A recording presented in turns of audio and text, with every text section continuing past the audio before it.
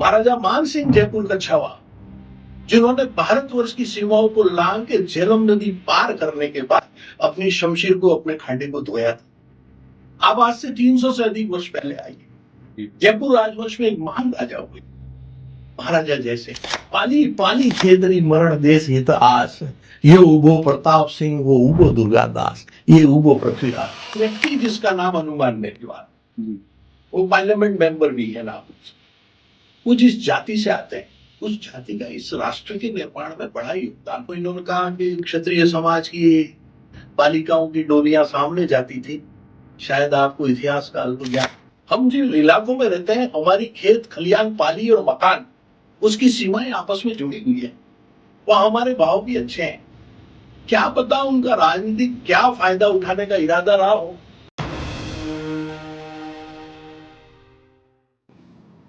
राजस्थान एक ऐसा प्रदेश है जो कि गर्व और गौरव की अनुभूति कराता है, और इस गर्व और गौरव की अनुभूति कराने में यहाँ खड़ी ऊंची अट्टालिकाएं मात्र, जिन्हें महल कहा जाता है, राजप्रासाद कहे जाते हैं, या इमारतों का नाम भी दिया जाता है कि कई खंडर बताते हैं कि इतिहास कितना बुलंद रहा होगा। तमाम चीजें हैं, पक्ष और विपक्ष में बहुत सारी चीजें हैं, लेकिन राजस्थान का इतिहास इतना गौरवमयी है जो इन इमारतों, अट्टालिकाओं, भवनों, महलों, राजप्रसादों को एक ग्लोरी प्रदान करता है, एक अनूठा गौरव प्रदान करता है जो पूरी दुनिया में कहीं नजर नहीं आता।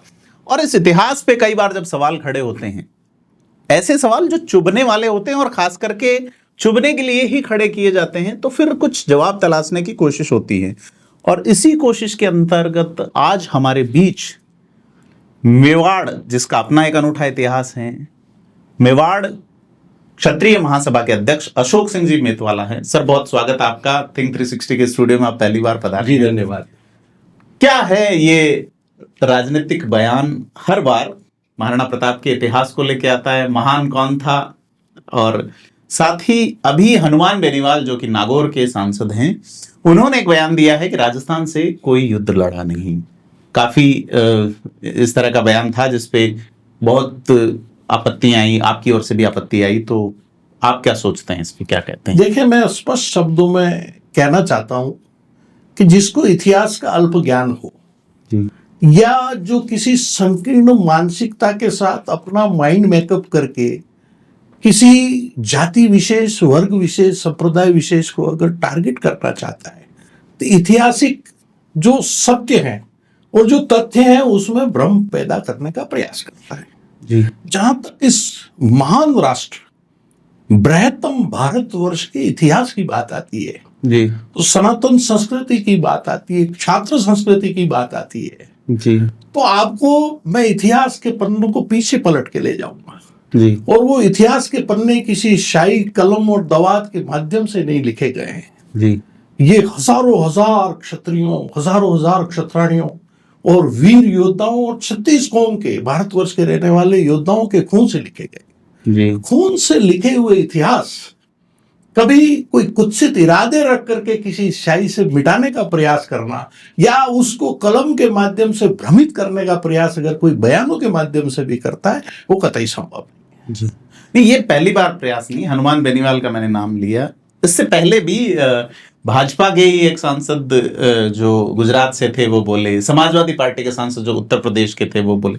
तो लगातार जो कोशिश है, तो वो क्या किसी एक सामूहिक प्रयास का नतीजा है या सबका एक साथ ही माइंड डाइवर्ट हो रहा है? देखिए, मैं आपसे स्पष्ट शब्दों में कहना चाहता हूँ, सबसे पहले हमने मीडिया में, सोशल मीडिया के माध्यम से एक समाजवादी पार्टी के सांसद है उत्तर प्रदेश से रामजीलाल सुमन जी, महाराणा सांगा जी, नेशनल वॉर हीरो जी, बिल्कुल, और उनकी ग्लोरी कहीं अछूती नहीं है। दुनिया के किसी देश में जाके खड़े हों जी, बिल्कुल, और जाकर के आप अपना परिचय देके ये बताएं कि मैं उस मेवाड़ की महानतम भूमि से आया हूं जी, जहां पे बापा रावल से लगा के महाराणा कुंभा से लगा के महान योद्धा, वीरवर महाराणा सांगा की भूमि से आया हूं, जिन्होंने अपने शरीर पर 80 से अधिक घाव खाए थे जी।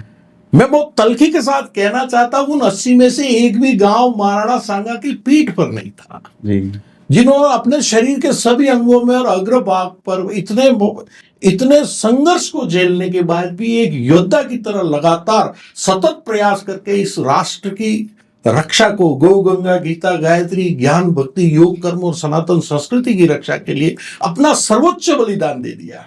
जी। उन पर जब कोई प्रश्नवाचक चिन्ह उठाता है, कोई प्रश्न उठाता है, तो रोष उत्पन्न होगा, आक्रोश होगा। जी। और जिन महान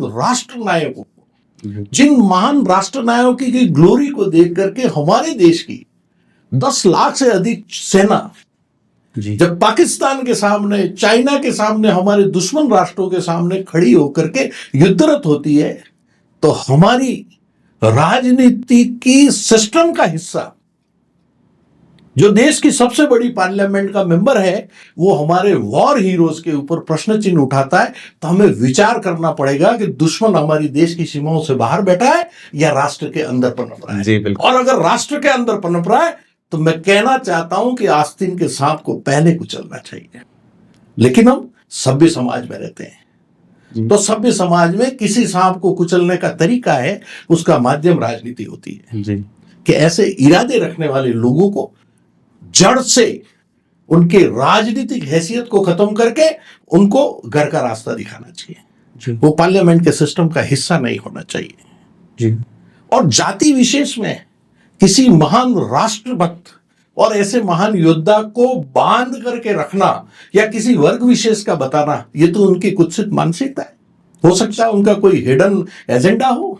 जी। राष्ट्र जिस तरह से एक महानता की ओर आगे बढ़ रहा है, जिस तरह से उन्नति कर रहा है, जिस तरह से हमारी संस्कृति की पुनर्स्थापना हुई है, जिस तरह से पुनः हमने राम मंदिर को प्रतिष्ठापित किया है और हम राम राज्य की कल्पना कर रहे हैं, उन इरादों पे पानी फेरने का प्रयास करने वाले लोग ऐसी झूठी बातें करते हैं। जी। हम कतई ऐसी बातों से इत्तेफाक नहीं रखते। गुजरात वाला जब हुआ था तो उस वक्त एक कोशिश हुई थी कि परिणाम बदला जाए, लेकिन राजनीतिक परिणाम नहीं बदल पाए। देखें, वोट से परिणाम बदलने की जहां बात आती है या वर्ग विशेष के खिलाफ होने की बात आती है, उसमें कई लोकल फैक्टर काम करते हैं। लेकिन एक व्यक्ति जो कि राष्ट्र की राजनीति में अपनी एक हैसियत लेके बैठा था, हाँ, वो उनको पार्लियामेंट मेंबर तक रह जाके सीमित होना पड़ा, तो कहीं ना कहीं राजनीति पे चोट तो जरूर हुई है। बिल्कुल। और ऐसा होना भी चाहिए। नहीं, हनुमान बेनीवाल वाले बयान के बाद में कुछ लोग एक्टिव हुए कि आप उनका घर जला दो, ये कर दो, वो कर दो। देखें, मैं व्यक्ति से एक बात कहना चाहता हूं। एक व्यक्ति जिसका नाम हनुमान बेनीवाल जी, वो पार्लियामेंट मेंबर भी है नागौर से, वो जिस जाति से आते हैं उस जाति का इस राष्ट्र के निर्माण में बड़ा योगदान रहा है। जी, जब भारत में हरित क्रांति की जरूरत थी तो ये बड़ा कृषक वर्ग है जी, और हमारे देश के विभिन्न राज्यों में बहुत अच्छी संख्या में निवास करते हैं। जी, और उन्होंने उस हरित क्रांति के आंदोलन में बड़ा योगदान दिया। जी, जब भारतवर्ष में श्वेत क्रांति की जरूरत पड़ी तब भी ये कौम आगे आई। जी, इनकी कौम में कुछ इनकी कम्युनिटी के हीरोज पैदा हुए। जी, बिल्कुल। मैं विशेषकर नाम वर्तमान परिस्थितियों के कुछ दशकों पहले का लेना चाहता हूं। बलदेव राम बिरदा हुए, जी, बिल्कुल, चौधरी बलदेव राम। डॉक्टर ज्ञान प्रकाश पिलानिया हुए, जी। उन्होंने कलम की अलख जगाई। चौधरी चरण सिंह हुए, अभी भारत रत्न मिला है उनको। और ऐसे महान राष्ट्र नेता भी हुए, जी, उनको आइडल मान करके उनकी आइडियोलॉजी पे चल के ये कौम शिखर तक पहुंच सकती है। और जब हम ये देखते हैं कि किसान का बेटा भारत का उपराष्ट्रपति है, खुशी हमें भी होती है। क्योंकि जहां राजस्थान का प्रश्न है, हम जिन इलाकों में रहते हैं, हमारी खेत खलियान पाली और मकान, उसकी सीमाएं आपस में जुड़ी हुई है। वहां हमारे भाव भी अच्छे हैं। क्या पता उनका राजनीतिक क्या फायदा उठाने का इरादा रहा हो। मैं अभी भी किसी व्यक्ति से घृणा नहीं करता हूं, लेकिन उनके जो इस तरह की गलत बयानबाजी और उनके कुत्सित इरादे हैं, उस पाप से घृणा जरूर है। नहीं, ये काउंटर में जो बयान आया कि साहब इनका घर जला दो, ये कर दो, ये भी तो स्वीकार्य नहीं होना चाहिए। हम जिस तरह के संगठन को चलाते हैं, सामाजिक संस्था है, मैं इस तरह के विचारों से इत्तेफाक नहीं रखता। जी, वो संगठन का अपना निजी विचार हो सकता है। जी, जी। देश में कानून का राज है, हाँ। प्रजातंत्र है, विरोध का अपना तरीका होता है। मैं कहना चाहता हूं, इन्होंने कहा कि क्षत्रिय समाज की बालिकाओं की डोलियां सामने जाती थी। जी। शायद आपको इतिहास का अल्प ज्ञान है। जब बापा रावल ने 1400 साल पहले शमशीर उठाई थी, तो ईरान की सीमाओं तक पहुंच करके भारत का झंडा बुलंद किया था। आज से 1400 साल पहले 2700 वर्ष पूर्व स्थापित दुनिया की सबसे बड़ा विश्वविद्यालय तक्षशिला उसकी रक्षा के लिए 10 कोस की दूरी पे रावलपिंडी में दुर्ग का निर्माण किया था जी। उसी राजवंश में आगे बढ़ के महान प्रतापी शासक कुंभा भी हुए जी। जिन्होंने कई सुल्तानों के मुकुटों को अपने पांव के तले रौंदा और भारत के स्वाभिमान को जिंदा रखा। उसी परिवार की परंपरा में राणा सांगा हुए और उसमें महानतम एक स्वामी भक्त, देशभक्त, राष्ट्रभक्त एक शासक पैदा हुआ, महाराणा प्रताप, जो हमारे नेशनल वॉर हीरो हैं जी, बिल्कुल। जिनको प्रातस्मरणीय जननायक प्रताप हम कहते हैं। जब भक्ति की बात आती है तो मीरा जी, जिसमें स्वयं प्रभु कृष्ण उनके भजनों के सामने नृत्य करने को मजबूर हो जाते हैं। जब मेवाड़ के बलिदान की बात आती है तो पन्ना धाय जी, अपने पुत्र का बलिदान दे देती है। जब महाराणा राज सिंह को आप याद करते हैं तो औरंगजेब के जजिया को उन्होंने नेस्तनाबूद करके भारतवर्ष से मुगलिया सल्तनत को समेटने में बड़ा योगदान जी, बिल्कुल। आप जयपुर राजवंश पे आ जाइए। महाराजा मान सिंह जयपुर कच्छावा जिन्होंने भारतवर्ष की सीमाओं को लांग के झेलम नदी पार करने के बाद अपनी शमशीर को, अपने खांडे को धोया था। आप आज से 300 से अधिक वर्ष पहले आइए। जयपुर राजवंश में एक महान राजा हुए, महाराजा जयसिंह, जिन्होंने जयपुर को बसाया। उनकी दूरदर्शिता को देखिए तो इसको एशिया का पेरिस कहा जाता है जयपुर को। बिल्कुल। आप एक ताजमहल इमारत है जो डिस्प्यूटेड है, किसने बनाई, कब बनाई, क्या था, तेजोमहल था, क्या था। आप जयपुर के एक एक कॉम्प्लेक्स पे निगाह मारिए। Govind Dev ji complex, city palace complex, बड़ी चौपड़, छोटी चौपड़, हवा महल, वो एक एक कॉम्प्लेक्स जो है वो ताजमहल की इमारत पर भारी पड़ता है। जी, बिल्कुल। जंतर ऐसे महान शासकों के परिवारों को, ऐसी महान ग्लोरी जिन राजवंशों की रही हो, और क्षत्रिय तो हमेशा नारी के शील की रक्षा का प्रतीक रहा है। जब महाराणा प्रताप मेवाड़ में विचरण कर रहे थे, उनके पुत्र महाराज कुंवर अमर सिंह जी अब्दुल रहीम खान खाना के परिवार को घेर के लाए। उन्होंने उनको सकुशल उनके डेरों में वापस भेज करके और अपने पुत्र को उन विदेशी महिलाओं से माफी मांगने के लिए बोला। और जब मेवाड़ की राजकुमारी की शील की रक्षा की बात आती है तो एक दिन पहले जिसका ब्याह हुआ, सलूम्बर के रावत क्षत्राणी से निशानी मांगते हैं, हड़ी रानी से। तो सीता जी ने, जब हनुमान जी ने निशानी मांगी थी तो अंगूठी निकाल के दी थी। उस महान क्षत्राणी ने नारी की शील की रक्षा के लिए अपना मस्तक काट के पेश किया जी। तो स्वर्ग के अंदर एक विचित्र परिस्थिति पैदा हुई। पार्वती घूंघट निकाल के खड़ी हो गई कि जिस तरह का युद्ध के मैदान में सलूम्बर के रावत ने तांडव किया है, हो सकता है ये शिव परिवार के सदस्य हों और रिश्ते में मेरे जेठ लगते हो। ऐसी महान ग्लोरी जिस कौम की रही हो, उस कौम को गाली देना या उसके बारे में गलत इरादे रख के तुच्छ राजनीतिक स्वार्थ के लिए कोई बात करना, उससे बड़ा देशद्रोह मैं मानता नहीं। और जो नेशनल वॉर हीरोज रहे हमारे कदम कदम पर, आप देखें राजस्थान की भूमि पे, पाली पाली खेतरी मरण देश हित आस, ये उबो प्रताप सिंह, वो उबो दुर्गादास, ये उबो पृथ्वीराज। आप कहते हो ये रेत के टीले, इन रेत के टीलों में कुछ पकता नहीं है, खाली बाजरा खड़ा होता है। मैं कहता हूं कि इन रेत कीलों में जहां रक्त की बूंद गिरती है, वहां पर योद्धा पैदा होता है। कि मैं बतलाऊं बापड़ा जग के रेगिस्तान, रगत बया भड़ निपजे आ माटी राजस्थान। देश राजनीति से नहीं चलते, सामाजिक सौहार्द से चलते हैं। और सोशल हार्मनी को खराब करने वाला व्यक्ति कभी भी किसी कम्युनिटी का लीडर नहीं होना चाहिए।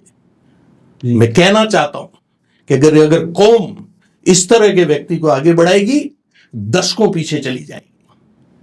आप अपने बच्चों को क्या ज्ञान देना चाहते हैं? आपके घरों में महाराजा सूरजमल की तस्वीर लगाओ, वीर तेजा की तस्वीर लगाओ, डॉक्टर पिलानिया की तस्वीर लगाओ, बलदेव दाऊ मिर्जा को लगाओ, और आपके समाज में उच्च शिक्षित जो लोग हैं उनको आदर्श मान करके कम्युनिटी के भले करने लगो। देश की सोशल हार्मनी को खराब करने में इस राष्ट्र को भी नुकसान होगा, कम्युनिटी को भी नुकसान होगा। जी, आप एक सामाजिक संगठन चलाते हैं, तो सामाजिक संगठनों का यह आपसी जो नजर आता है कि जाट महासभा ये कह रही है, वो उसको ये कह रही है, तो ये भी चीजें तो बिगड़ रही है सर। देखिए, मैं आपको कहना चाहता हूँ, एक विशाल राष्ट्र है, 130 करोड़ से ज्यादा जनता इस देश में निवास करती है। मैं बार बार कहता हूं, जैसे क्षत्रिय समाज की बात आती है तो कई संगठन है। मेरा दृढ़ मानना है कि हम बिखरे हुए नहीं हैं, हम फैले हुए हैं। और फैलाव इसलिए जरूरी है कि सामाजिक सेवा के अंदर कई प्रकल्प होते हैं। अगर कोई एक विशेष संगठन किसी एक दिशा में काम कर रहा है तो दूसरा संगठन दूसरी दिशा में काम करेगा। लेकिन मैं किसी भी कौम के लीडर से निवेदन करना चाहता हूं कि अब जमाना न तलवारों का है न तोप का है। ये काम तो देश की फौज करती है। लॉ एंड ऑर्डर मेंटेन करने का काम प्रजातंत्र के माध्यम से होता है। आप कलम की धार को तीखी करो जी। आपके पास बहुत मौके हैं। अगर घर में शिक्षा है, घर की बच्ची पढ़ी लिखी है, आपकी 7 पीढ़ी तर जाएगी। घर का बच्चा पढ़ा लिखा है, भारतवर्ष के जो वर्तमान सिस्टम है उस सिस्टम का हिस्सा बनेगा। सिस्टम का हिस्सा बनेगा तो जो वांछित लाभ है वो अपने परिवार तक पहुंचेंगे, कम्युनिटी तक पहुंचेंगे, गांव तक पहुंचेंगे, ढाणी तक पहुंचेंगे और इस देश उन्नति करेगा जी। और व्यक्ति का निर्माण होना चाहिए। अगर व्यक्ति का निर्माण होगा तो समाज का निर्माण होगा, समाज का निर्माण हो जाएगा तो राष्ट्र का निर्माण हो जाएगा। आप सामाजिक कामों में लगातार सक्रिय हैं। आपका संगठन जो है वो एक जाति विशेष क्षत्रिय जाति के लिए काम करता है। जातिगत आधारित जनगणना के बाद क्या बदलाव आप सोचते हैं कि भारत में पहली बार आफ्टर इंडिपेंडेंस ये होगा? देखें, मैं आपसे कहना चाहता हूं, ये एक वर्तमान सरकार की व्यवस्था है, उसमें गणना जातिगत हो रही है। लेकिन भारतवर्ष को चलाने में पिछले हजारों साल का जो इतिहास है उसमें जाति, वर्ग, धर्म, संप्रदाय में बांट करके इस राष्ट्र की रक्षा नहीं हुई है या इस राष्ट्र का निर्माण नहीं हुआ है जी। जिसके चरित्र में उदारता हो, पराक्रम हो और सत्यता थी, उनको भारतवर्ष की प्रजा ने राष्ट्र नायक बना करके और शासक स्वीकार करके इस राष्ट्र को चलाया हजारों सालों तक। आज भी क्वालिटी बेस्ड होना चाहिए नेता का चयन, चाहे उसका माध्यम प्रजातंत्र हो। क्वांटिटी बेस्ड नहीं होना चाहिए। हम अगर जातियों में, धर्मों में, वर्ग में, संप्रदाय में बटेंगे, आज नहीं कल, 2 दशक बाद नहीं 4 दशक बाद राष्ट्र के सामने बड़ा संकट पैदा होगा। और वो संकट इस राष्ट्र को ऊपर नहीं, आगे नहीं, नीचे की तरफ ले जाएगा। अब गेंद वर्तमान पीढ़ी के पाले में कि पीढ़ी क्या सोचती है।